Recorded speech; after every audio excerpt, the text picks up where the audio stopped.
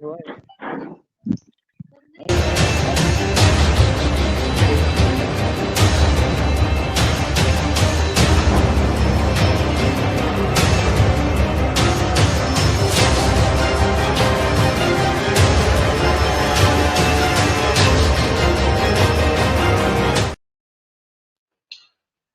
मैं हूं केशव पंडित और आप देख रहे हैं देश का तेजी से बढ़ता है एटीवी न्यूज चैनल। हमारे साथ आज बांदा की टीम जुड़ी हुई है। रविराज कुशवाहा जी हैं जो हमारे संवाददाता हैं बांदा से। हमारे साथ आशीष कुमार जी हैं जो ब्यूरो चीफ हैं बांदा से, और हमारे साथ संत कुमार जी हैं जो अपराध ब्यूरो हैं बांदा से। बहुत बहुत स्वागत है आप तीनों लोगों का। पंचायत कवरेज पर आज चर्चा होनी है और इस पर जो है हम चर्चा भी करेंगे। अक्सर क्या होता है कि जो रिपोर्टर हैं वो रिपोर्टिंग तो करते ही हैं, लेकिन साथ में सबसे बड़ी समस्या ये है कि लोगों की समस्याएं हल नहीं हो पाती। उस रिपोर्टिंग में सुशील जी शायद जुड़ने का प्रयास कर रहे हैं लेकिन जुड़ नहीं पा रहे हैं। इसमें ये विषय जो है वह पंचायत कवरेज के लाइव प्रसारण के संबंध में है। आपको सूचित करते हुए हर्ष हो रहा है कि एटीवी न्यूज चैनल जो एटीवी मीडिया समूह द्वारा संपूर्ण पूरे देश में प्रसारित है, ये न्यूज चैनल है, और उसकी जो रिपोर्टर टीम है वह पंचायत स्तर पर जनप्रतिनिधियों और आम लोगों से सीधे मिलकर के पंचायत कवरेज नाम का जो लाइव कार्यक्रम है उसका सीधा प्रसारण, जिसमें आपकी शुभकामनाओं सहित राजनीतिक ज्ञानवर्धक समाचारों के साथ साथ ग्रामीण समाचारों और ग्रामीण संबंधित तमाम जन कल्याणकारी शासन प्रशासन की योजनाओं, समस्याओं, शिकायत और सुझावों को अपने लाखों दर्शकों, जिम्मेदार अधिकारियों और जनप्रतिनिधियों तक पहुंचाने का पूरा प्रयास किया जाएगा। ग्रामीण क्षेत्र से संबंधित समस्याओं के निस्तारण हेतु जिम्मेदार अधिकारियों तक खबर को तब तक पहुंचाते रहेंगे जब तक समाधान नहीं हो जाएगा। गांव शहरों की नींव पर खड़ा है।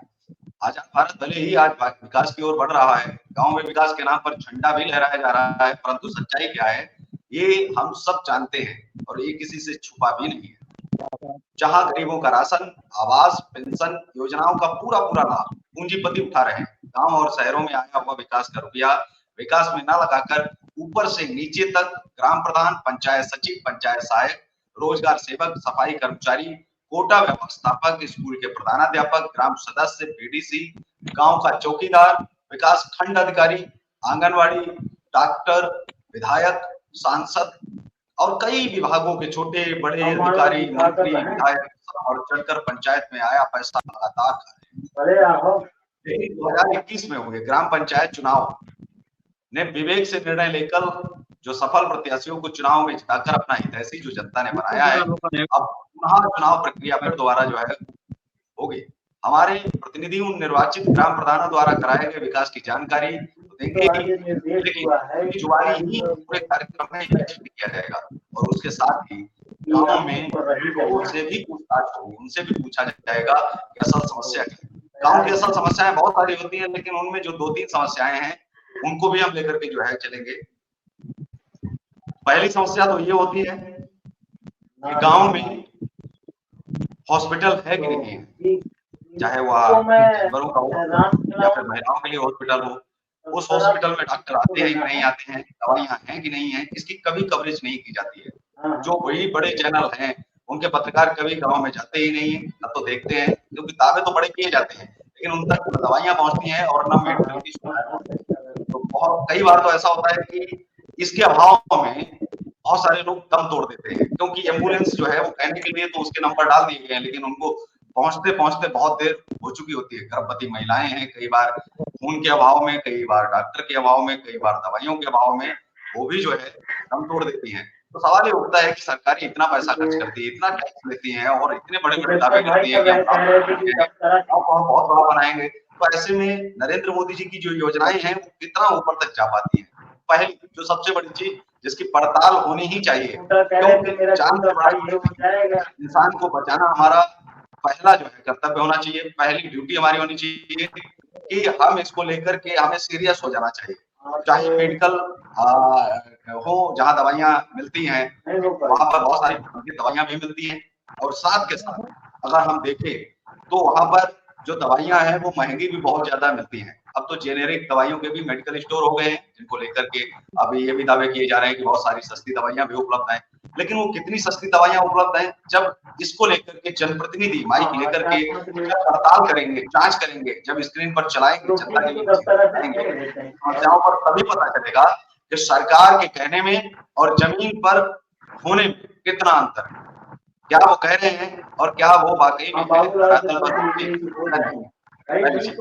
दूसरा ये है कि गाँव में राशन की जब बात की जाती है, नरेंद्र मोदी जी कहते हैं, प्रधानमंत्री ने कहा कि 25 करोड़ लोगों को हमने गरीबी रेखा से ऊपर जो है उठा लिया है, उनको निकाल लिया है।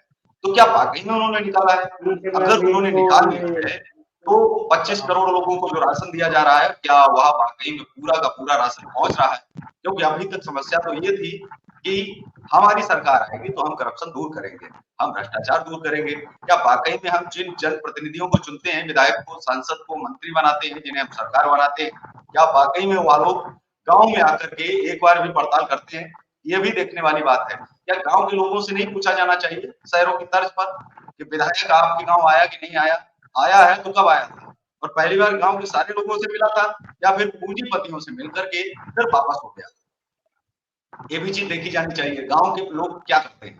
अक्सर विधायक को बुलाया और अपनी छवि बनाने के लिए उन्होंने विधायक को बुलाया कि हाँ, अभी विधायक इनके कहने पर आता है, इसलिए वो आप हमको वोट दीजिए।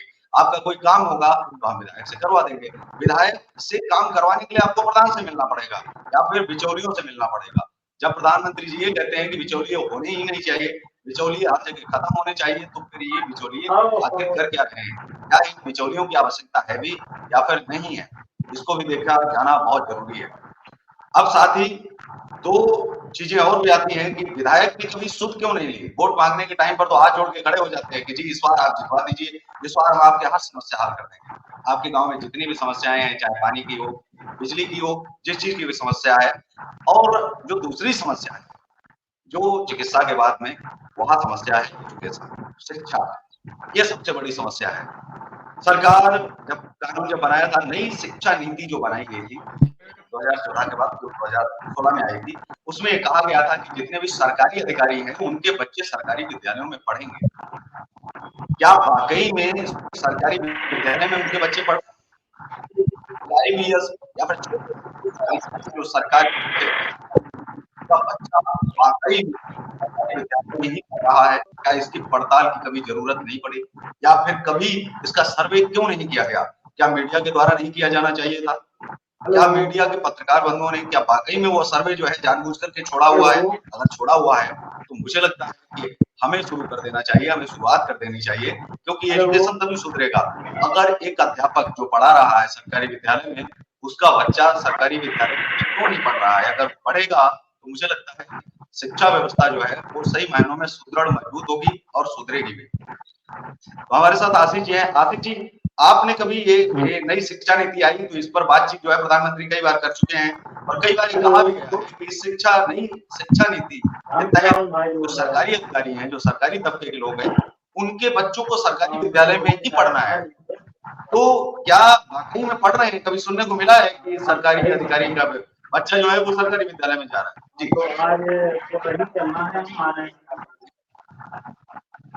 ये बात किसके पास हो रही है फोन से? इनको साइड में कर। सर क्या ना कि सर शिक्षा का प्राइवेटाइजेशन हो रहा है जी, मेरी आवाज आप तक प्राइवेट जो हो रहा है, शिक्षा का जो प्राइवेटाइजेशन हो रहा है, इससे सर जी सर आ रही है जो प्राइवेटाइजेशन हो रहा है सर, तो इससे मतलब क्या है ना कि जो गरीब और दबे हुए लोग हैं ना, इनका कुछ नहीं भला हो पा रहा। जो पैसे वाले उठो तो ठीक है, मतलब जो कि आगे प्राइवेट स्कूलों में बड़ी ज्यादा फीस देकर के अच्छी शिक्षा ले लेंगे, बट जो सरकारी स्कूल में पढ़ रहे गरीब और जो दबे कुछ लोग हैं, उनका क्या होगा? सबसे बड़ा सवाल यहाँ पे देखने लायक ये होता है। अभी जैसे हम अपने यहाँ पे देखते हैं कि बाहर से टीचर आते हैं, ठीक है, और यहाँ जो सरकारी स्कूल में पढ़ता है इससे नई जो एजुकेशन नीति आई है, जो शिक्षा नीति है, उसके तहत सरकारी अधिकारियों को बच्चों को सरकारी विद्यालय में पढ़ना है। मान लीजिए कि अगर प्रधान का बेटा या बेटी गांव के अगर सरकारी विद्यालय में पढ़ रहे होंगे, तो मास्टर पढ़ाएगा, अध्यापक पढ़ाएगा। जब वो पढ़ाएगा तो कहीं एकांत में तो नहीं पढ़ाएगा, वो क्लास में पढ़ाएगा। अगर क्लास में पढ़ाएगा तो मुझे लगता है कि शिक्षा व्यवस्था सुधरेगी। वो अगर नहीं जो है वहां ले जाएगा, तो क्या ये सवाल नहीं होने चाहिए थे हमारे प्रतिनिधियों से कि आप सरकारीकरण क्यों नहीं चाहते हो? आप निजीकरण के तो खिलाफ हो, लेकिन आप तो निजीकरण का साथ दे रहे हो। जी सर,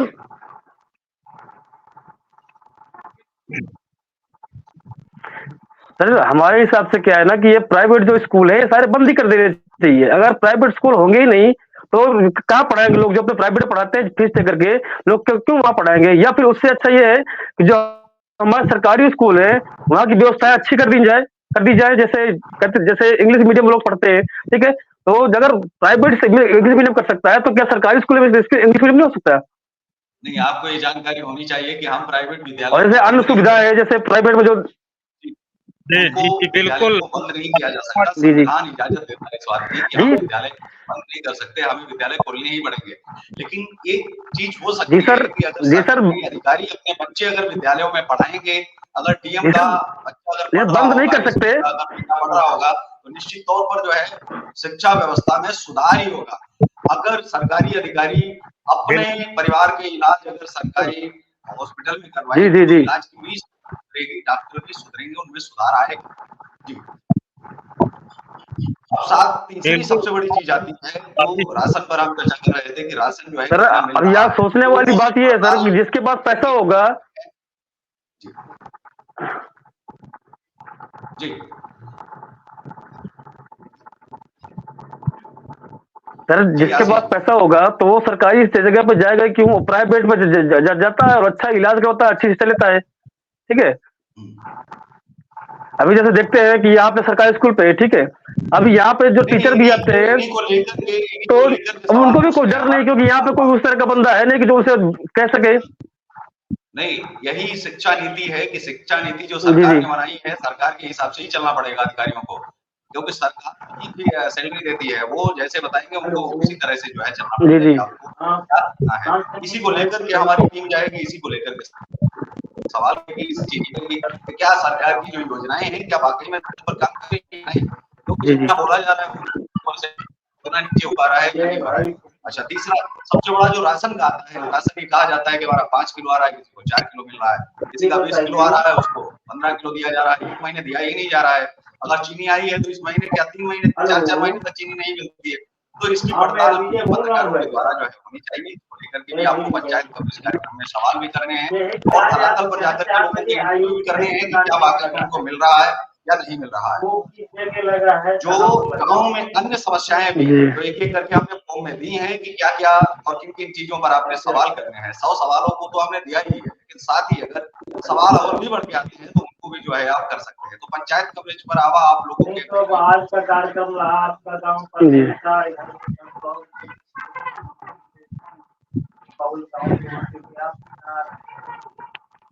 सुशील जी, पंचायत कवरेज पर अगर कोई सवाल है तो आप कर सकते हैं। आपके पास फॉर्म अगर नहीं है, तो फॉर्म जो है ब्यूरो चीफ के पास से जो है आप ले लीजिएगा और उनके द्वारा जो है आप तक पहुँच बिल्कुल। जाएगा। आशीष जो है वो हमारे स्कूल की बात। आशीष जी, बिल्कुल कंप्लीटली जी। संत कुमार जी आवाज आपका कट रही कोई है। सवाल है पंचायत कवरेज को लेकर के? आशीष जी जी ने सर, जो कहा है वो हमारा था। उन्होंने किया। सर ये 5 किलो राशन का मुद्दा है सर। आवाज आ रही है सर?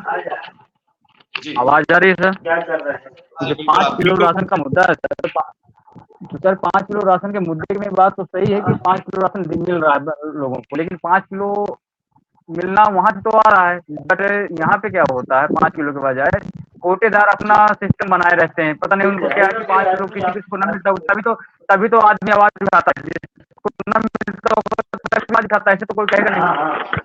जी। ये तो बात है। अपने आप तो कोई बड़बड़ाता नहीं है, जब किसी को न मिलता होगा तभी आवाज उठाते हैं। ये कहते हैं 70 जी। ये 70 वाली जो बात आ गई, 70 आता है, 70 अगर 3 किलो आता है तो कोटेदार 2.5 किलो ही देता है। कौन है भैया यार, ये आवाज ज्यादा वो कर रहे हैं। 5 किलो 2 जी। किलो तक का 3 किलो आती है, 3 किलो में 2.5 किलो 2 किलो देते हैं राशन पे, और वो भी कहते हैं कि जो है इतना ही आता है। जी। पेमेंट तो अपना जो भी है वही लेते हैं। इसके अलावा जो बचता है वो अपना ग्राम प्रधान में देते हो या किसी और को देते हो, क्या करते हैं, बेचते हैं, ये तो पता नहीं चलता। जी। लेकिन जो है वहां से जो पूरा पूरा अपात्र राशन हैं मिलता ही उनका नहीं है। पता जो अपात्र हैं उनका पता लगाना है और उनकी पड़ताल करनी है, वही आपको चैनल पर चलाना है और उनकी जब शिकायत चलेगी तभी उनके खिलाफ जो है एक्शन भी आगे होगा, तभी उनके खिलाफ जो है एक्शन भी लिया जाएगा। जी। जी, जी, सर। इसीलिए तो सर आवाज़ उठाने के लिए कि क्या यहाँ पे क्या हो रहा है सर? काम के बारे में जी, तो काम में अब पैसा आ जाता है, काम में यहाँ हो नहीं रहा। अब पैसा आ जाता है, ग्राम पंचायत का पैसा अब तक ग्राम प्रधान खा रहा है, पैसा आ ही नहीं रहा है। पता नहीं जी, काम के बिल्कुल यहाँ इसी क्या को विकास लेकर हो के रहा है। हमारी पंचायत कवरेज का मुख्य उद्देश्य यही है कि पंचायत कवरेज का मतलब ही यही है कि जो हो रहा है उसको आपको देखना है और उसी आपने चलाना है। रविराज जी, आप कुछ कहना जो है चाह रहे हैं, आपको कुछ पूछना है पंचायत कवरेज को लेकर के, प्रधान को लेकर के, कोटेदार को लेकर के, प्रधानाध्यापक को लेकर के और गाँव के जो डॉक्टर हैं, मास्टर हैं और भी तमाम अधिकारी हैं उनको लेकर के भी अगर कोई सवाल है तो आप कर सकते हैं।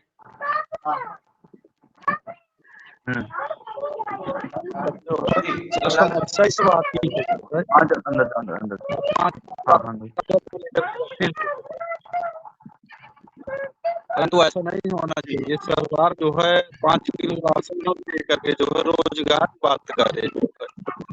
जी, व्यक्ति अपने आप जो है राशन लेने की आवश्यकता ही न पड़े व्यक्ति को जो है। नहीं, जो आपने बात कही है वो बिल्कुल सही कही है। ये भी आंकड़ा आपको ही पंचायत कवरेज करने के दौरान आपने जो है ये उठाना है। ये भी हम उसमें ऐड कर देंगे कि गाँव में बेरोजगार कितने हैं। ये भी पता लगाने की आपने बहुत अच्छी बात कही है कि अगर हम 10 पंचायत की जी, कवरेज करते हैं, तो एक तो बेरोजगारों का आंकड़ा हमें मिल जाएगा और वो भी कवरेज के साथ-साथ में। बेरोजगारों का जो आंकड़ा है, ये भी एक सच्चाई है कि जब सरकार ये कहती है कि हमने सभी को काम दिया है, तो जब बेरोजगारों का आंकड़ा भी अगर आपके सामने आ जाएगा, तो इससे भी साबित हो जाएगा कि सरकार की बातों में और धरातल पर जो है सच्चाई, उसमें ज़मीन और आसमान का अंतर है। तो ये भी आपकी एक जो एक पॉइंट जो मिला है, इसे भी हम ऐड कर देंगे कि बेरोजगारों का भी आंकड़ा क्या ग्राम प्रधान के पास है या नहीं है? अगर नहीं है, तो उस सर्वे को जो है किया जाए। और कोई सवाल है किसी के?